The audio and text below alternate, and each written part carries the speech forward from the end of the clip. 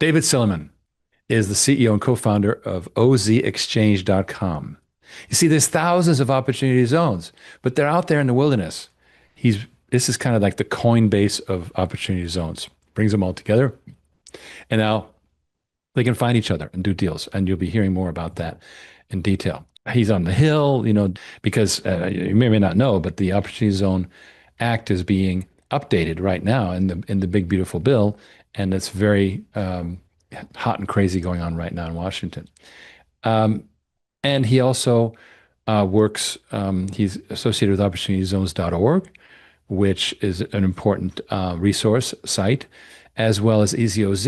And this is very important because you get instant compliance, and you could literally, create your own opportunity zone and put it into Eazy OZ, and that team would take care of you. We'll hear more about that as well.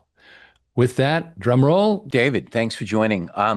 So we're gonna lean into the area that made my ears go up when you and I discussed it. Is there's an area of the Opportunity Zone Exchange that it enables almost impossible to find entities to meet each other and meet opportunities, and the exchange makes that happen for the first time. It's almost like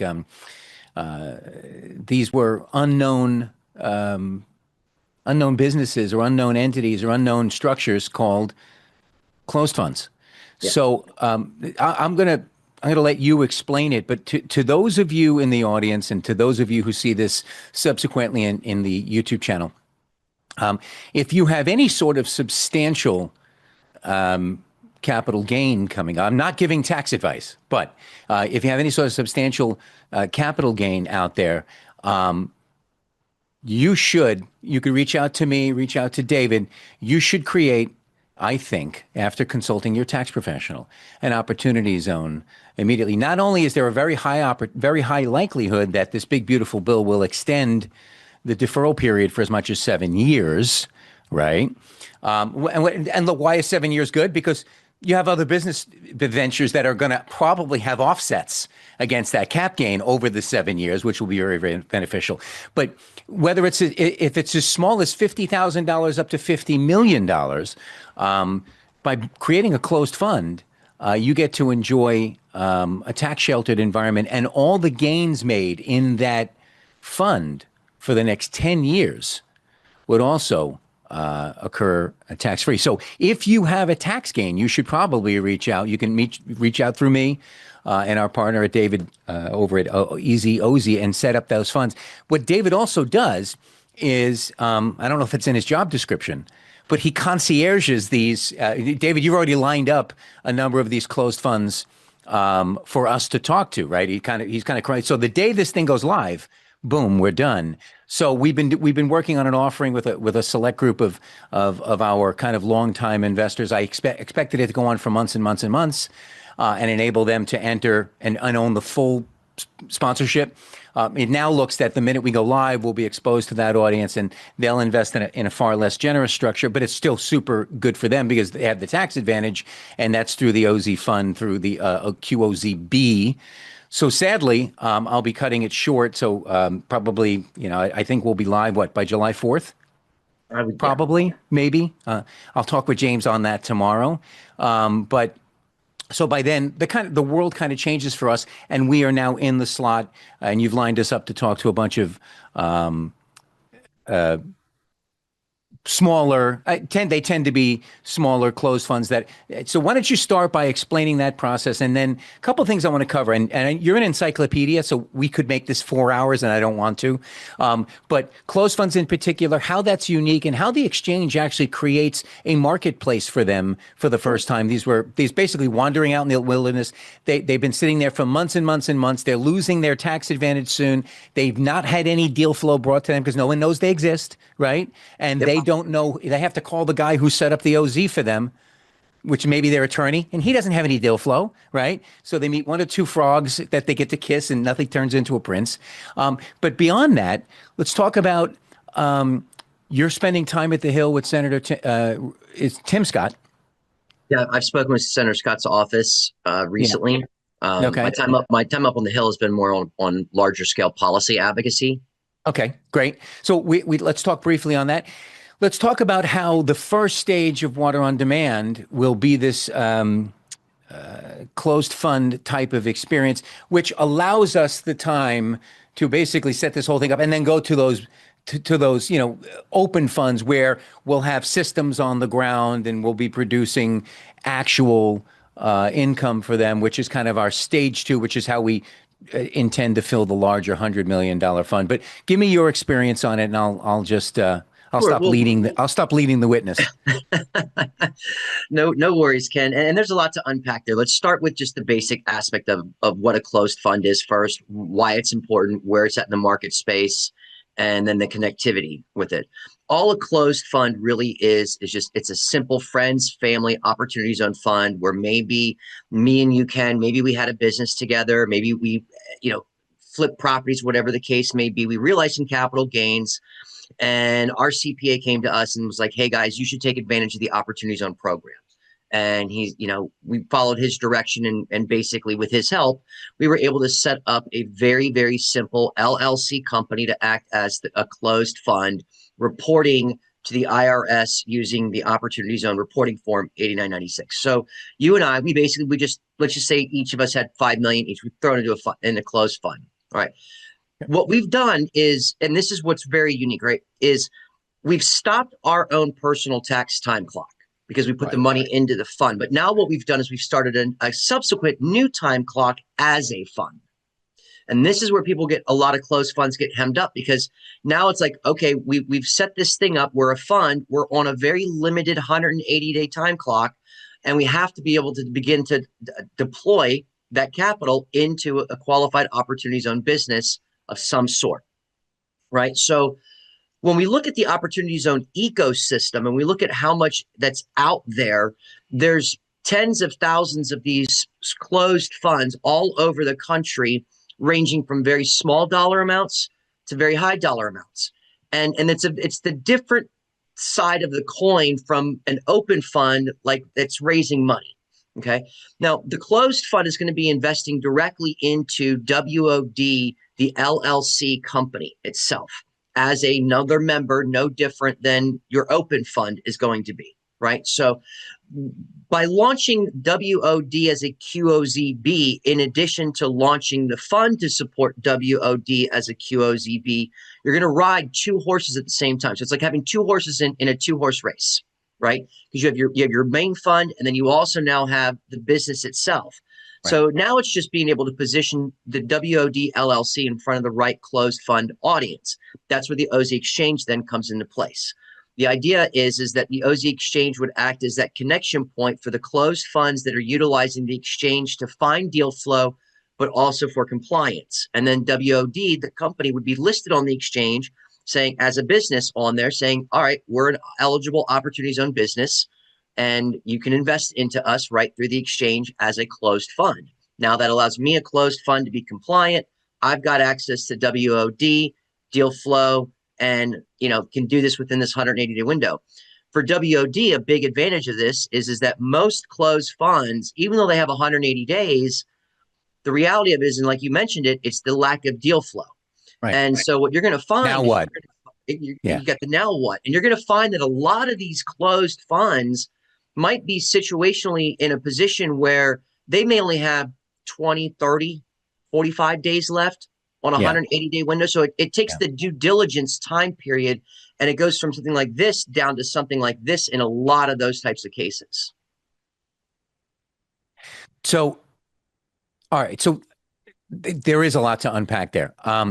But what this does then is this exposes WOD in the very early, before we've completely rolled out, and we're working furiously with our incoming CFO.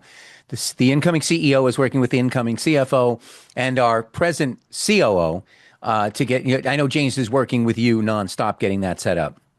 But really, the first thing, the minute this goes, let's say July 1st, July 4th, whatever, this goes live, you've got a slew of closed funds that may run the gamut from $50,000 to, 5 million, Yes. Yeah. right? Yeah, yeah. Yeah. They don't tend to run in the very large numbers, and that's probably, for the purposes of our conversation, probably better.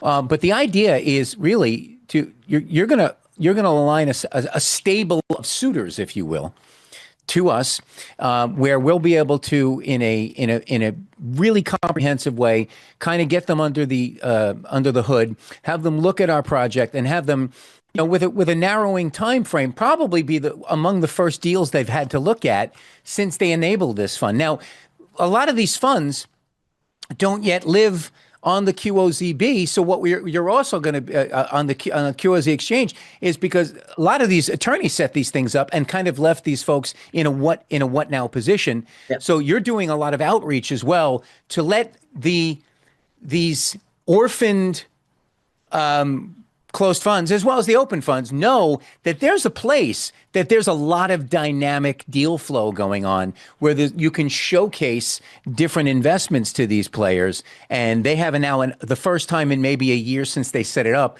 an opportunity to look and start making some decisions. But yes, the due diligence cycle is shorter, so if it's compelling, if it's strong, the fact that it's nascent, the fact that it's extremely clean and green are very big factors in our favor. And the fact that the way it's shaping up will be highly competitive against other types of more mature asset classes that they already know they can go to. So the plan and the strategy that I thought, Dave, and I discussed that with you, is maybe say, look, you've got $15 million that you need to deploy.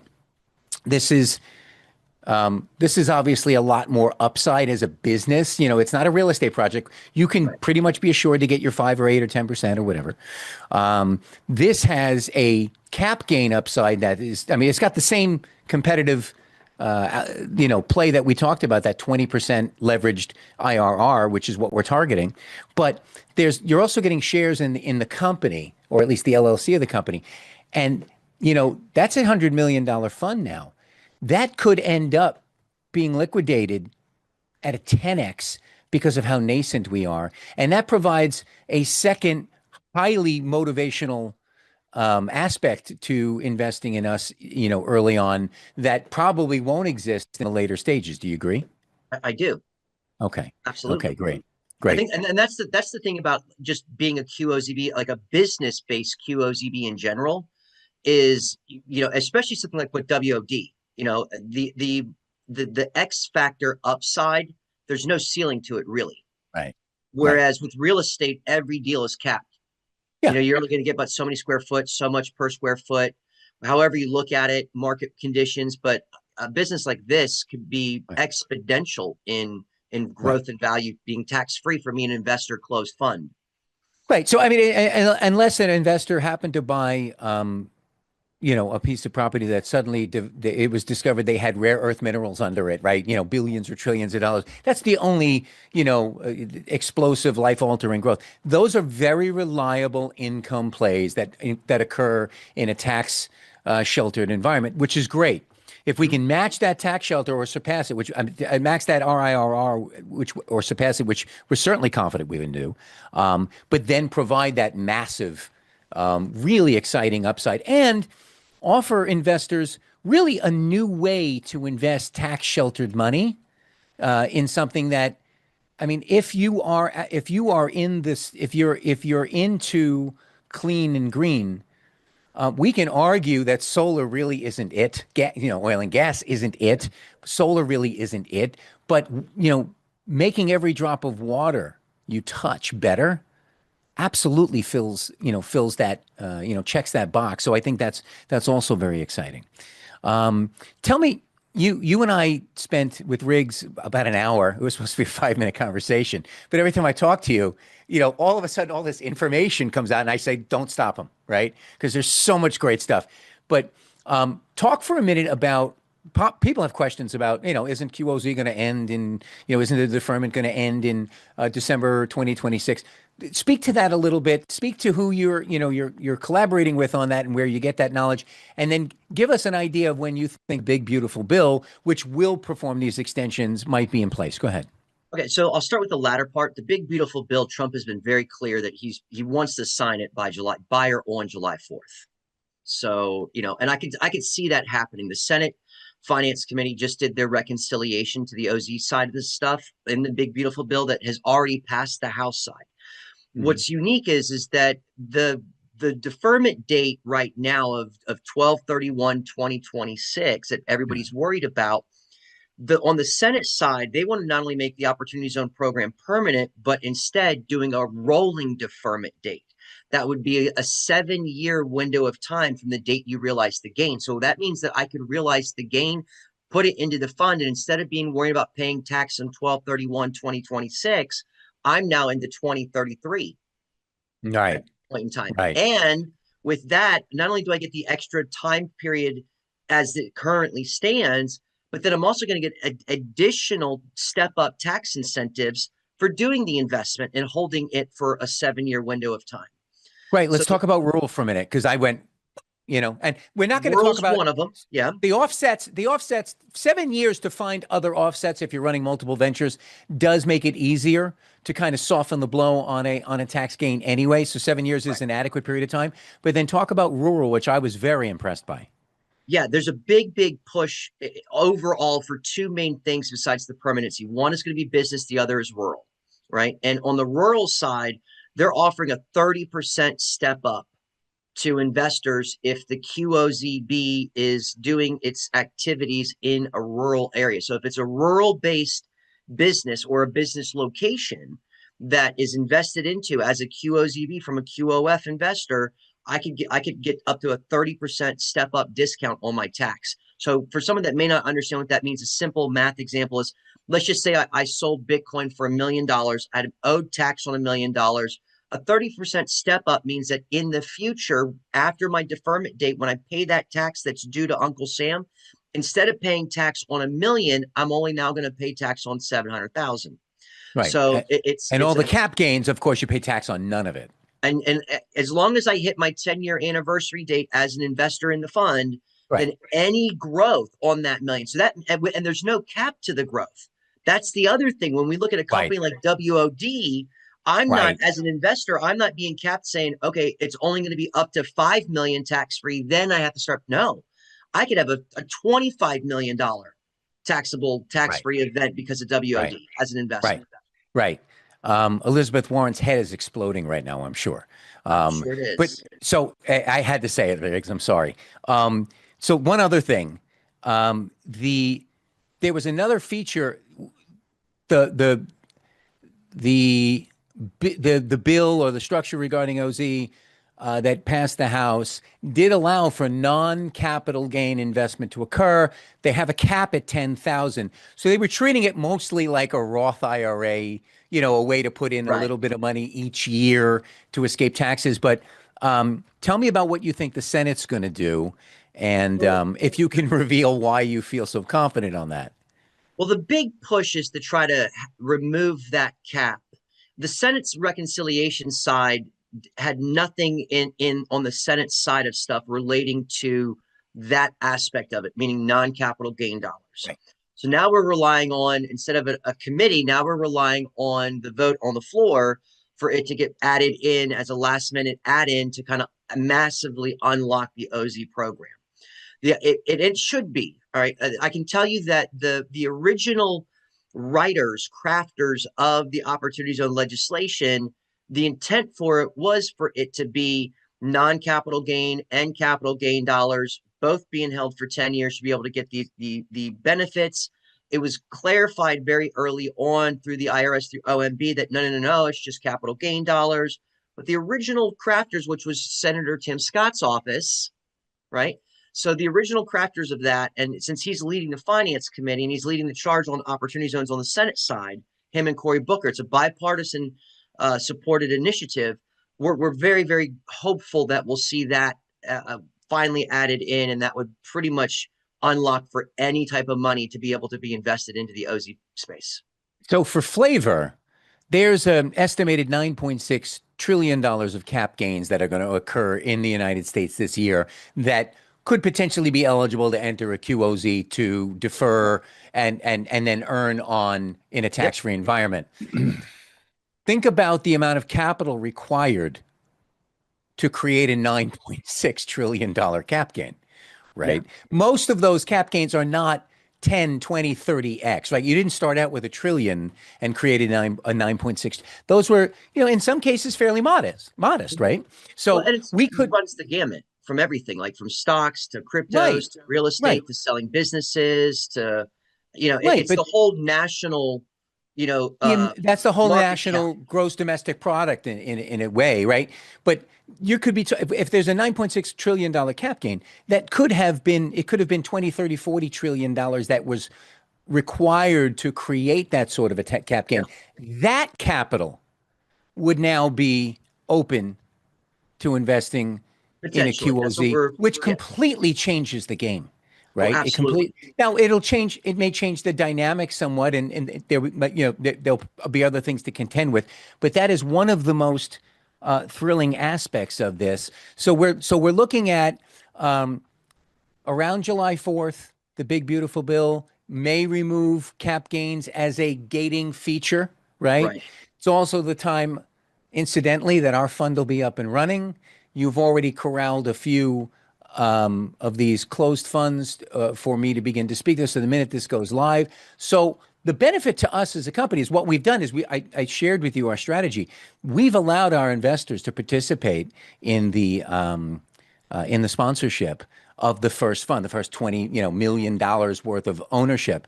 And the goal was, or the original plan was, because I didn't know this existed, right? I said, well, here's what I'm going to do. I'm gonna share, essentially all of the income on the whole 20 million.